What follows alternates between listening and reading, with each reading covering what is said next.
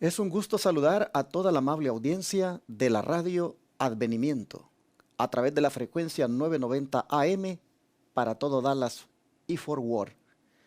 Pero también es un gusto saludar a toda la teleaudiencia también de el canal Advenimiento TV 55.7, aquí mismo en el área de Dallas y Fort Worth.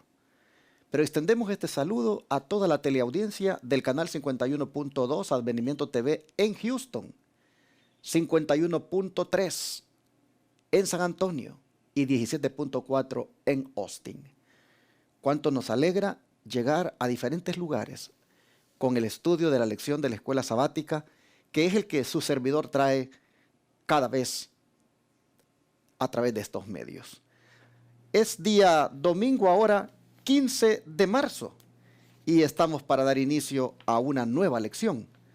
Y no puedo avanzar si no tengo primero la seguridad de que Dios pues nos dé sabiduría, nos bendiga a través del estudio. Así que permítanme hacer una oración para comenzar. Padre nuestro, muy agradecido, Señor, estamos en este día por tener la vida, porque tú renuevas tu misericordia cada mañana, como dice tu palabra. Y así, Señor, nosotros tenemos esa certeza de que el Dios que nos hizo también es el que nos sostiene. Vaya para ti en este día, Señor, nuestro respeto, nuestro honor, nuestra grande admiración por cuanto eres el Dios creador de todo. Y aún este día que nos das es creado por ti y está lleno de misericordia. Gracias. Queremos escuchar de ti a través de la palabra en este momento y rogamos la sabiduría de lo alto para entenderla. Lo suplicamos en el nombre de Jesús. Amén. El título de la lección para esta semana es La gracia redentora y la comunión cristiana.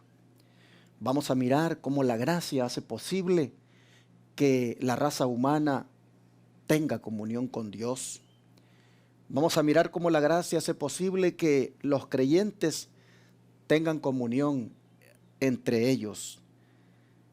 Esto, hermanos, es algo maravilloso que ha hecho la gracia redentora, que el hombre pueda tener comunión con el Padre, con su Hijo Jesucristo, con el Espíritu Santo, con sus semejantes. La gracia ha hecho posible, hermanos, grandes milagros. Miren, Pablo, cómo se refiere a esto que la gracia ha hecho. Dice, ¿por qué medios se le permitió a Pablo que los hombres vieran la comunión del misterio?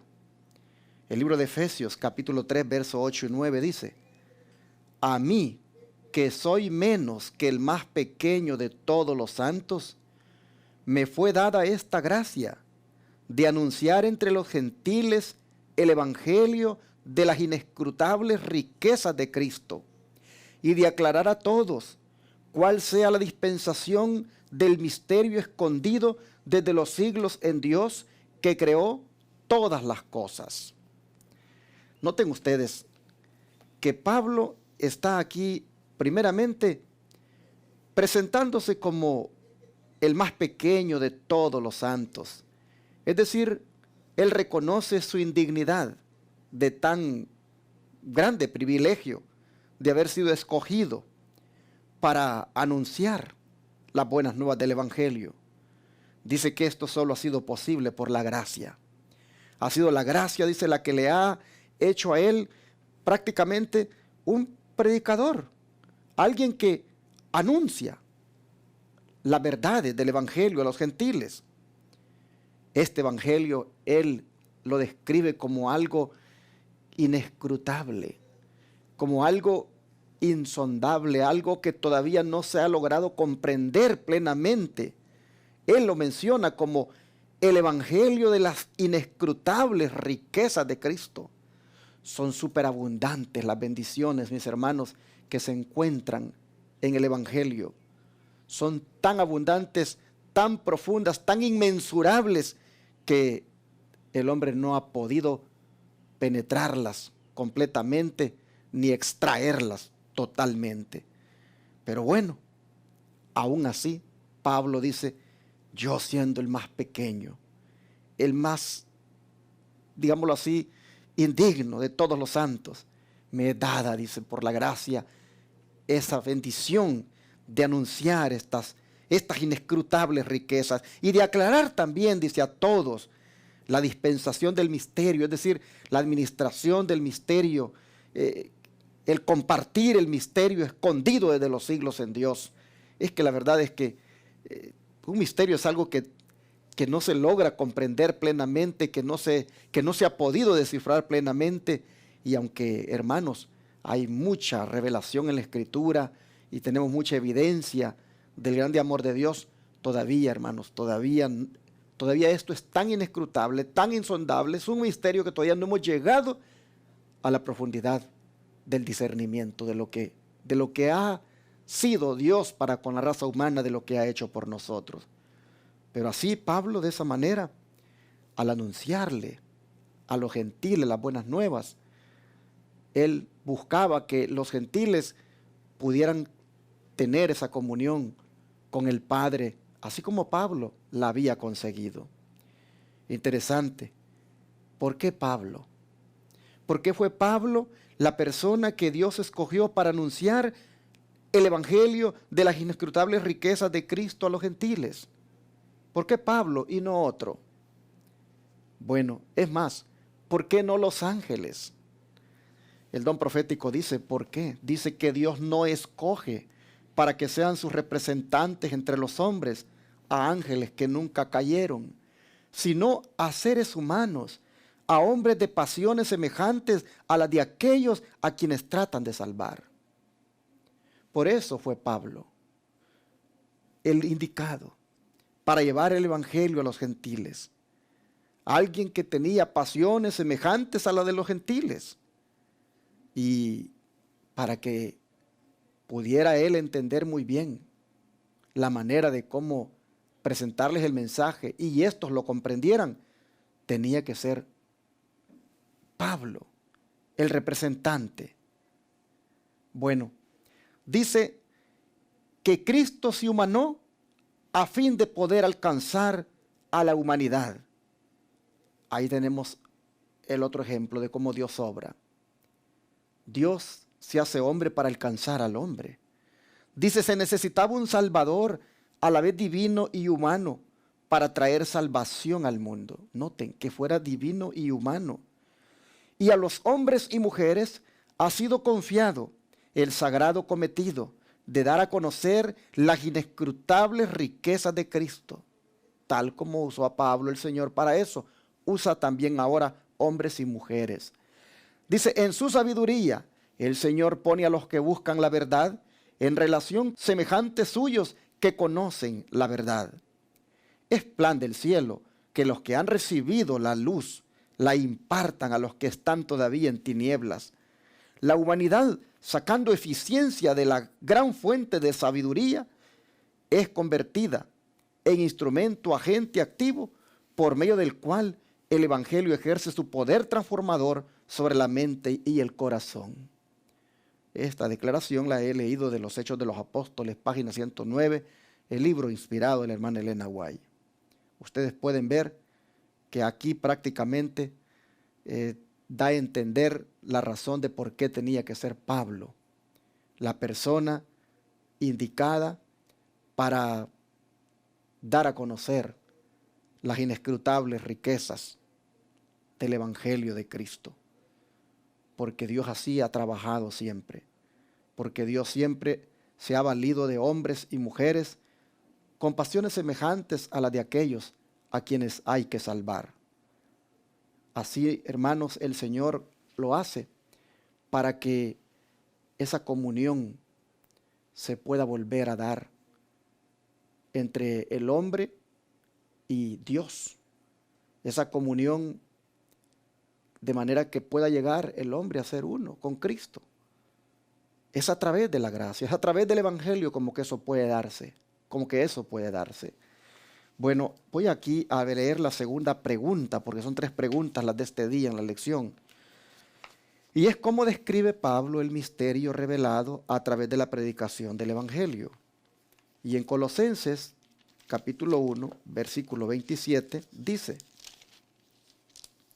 Colosenses 1:27, a quienes Dios quiso dar a conocer las riquezas de la gloria de este misterio entre los gentiles, que es Cristo en vosotros, la esperanza de gloria.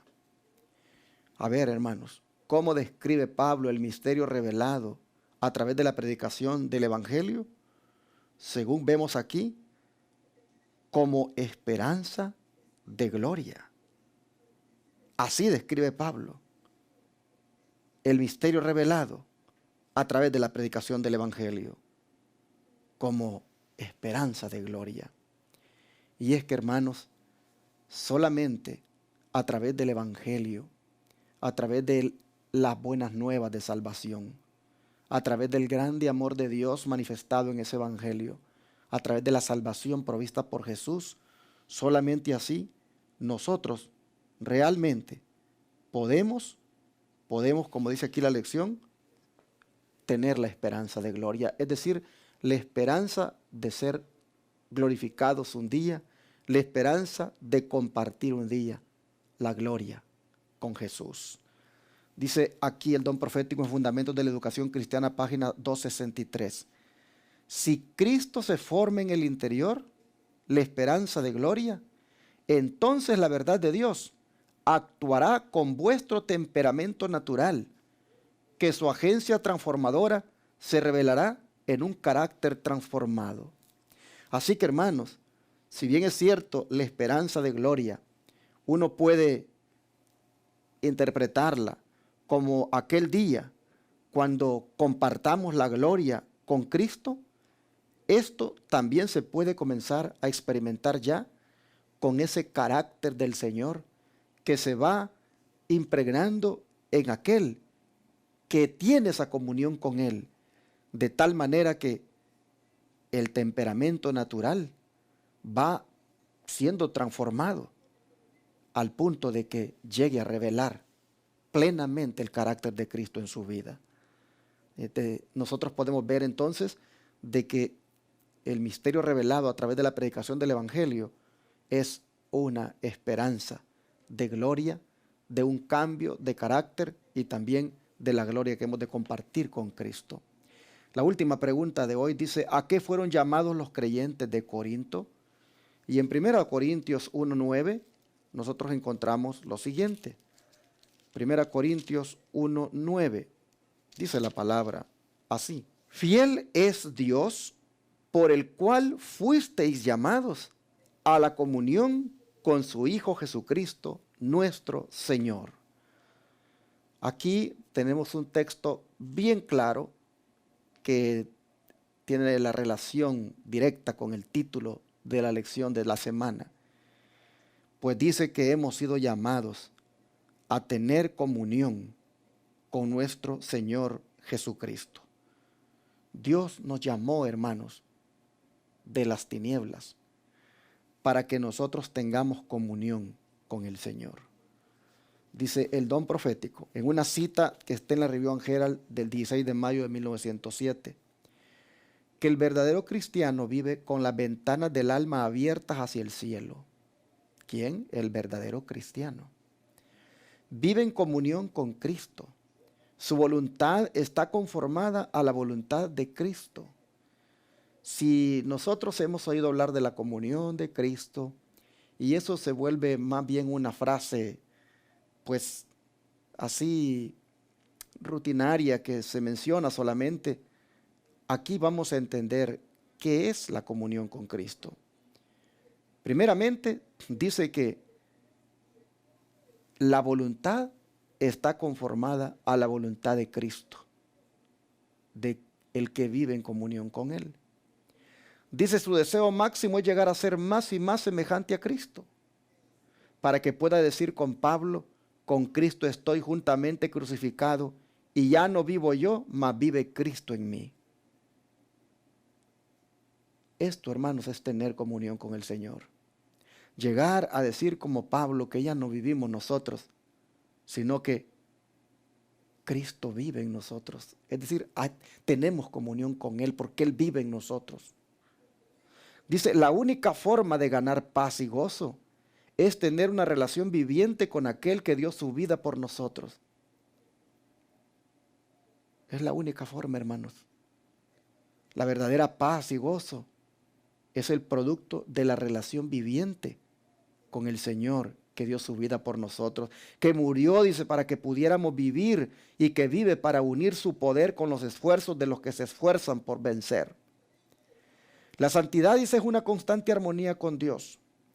No nos esforzaremos por ser aquello que Cristo tanto quiere que seamos, cristianos de hecho y de verdad, para que el mundo pueda ver en nuestra vida una revelación del poder salvador de la verdad.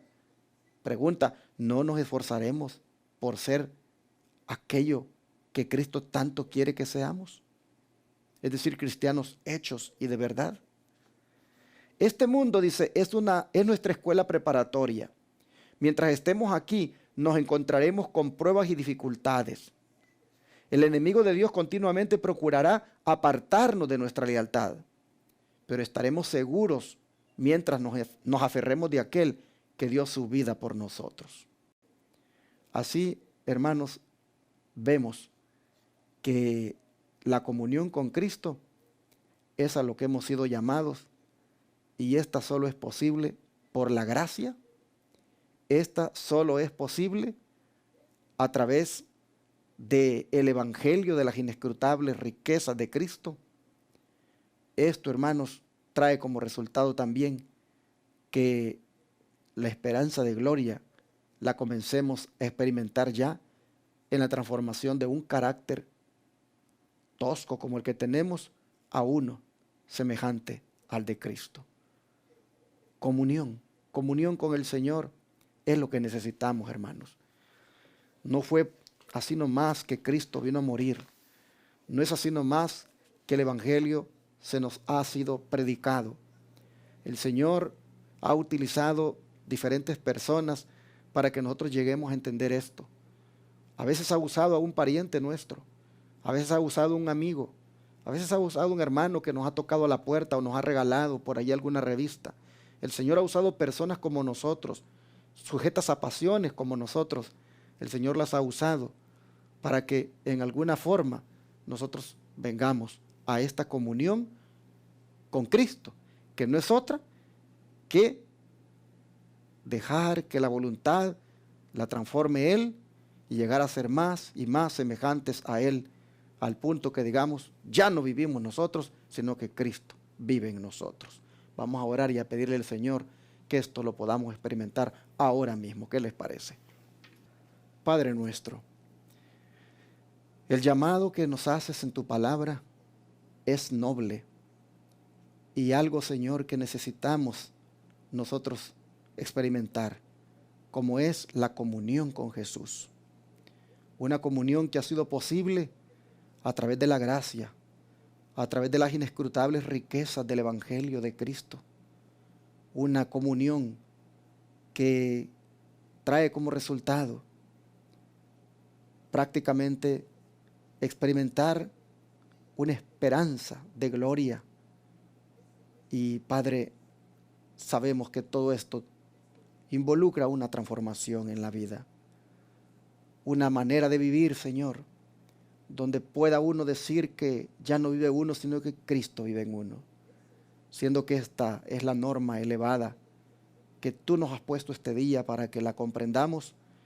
Entonces, Señor, nos ponemos en tus manos y te rogamos que justamente a partir de ahora nosotros tengamos una íntima comunión contigo, que estemos tan unidos tú y nosotros que podamos decir que tú ya vives en nosotros y ya no vivimos nosotros. Oh Señor, qué grande es ese privilegio, llegar a decir esas palabras porque de verdad se viven, porque la voluntad ha sido entregada a ti y transformada por ti.